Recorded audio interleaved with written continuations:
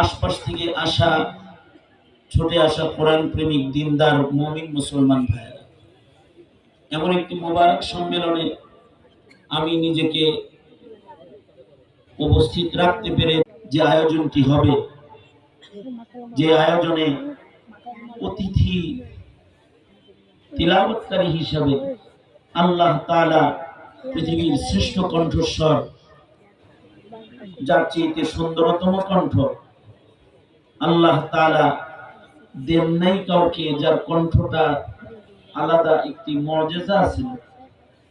এক এক নবীর এক এক মুজিজা ছিল। কোন নবীর মুজিজা হাতের লাঠি, এদিকে তাকাও, কোন নবীর মুজিজা হাতের লাঠি ছিল।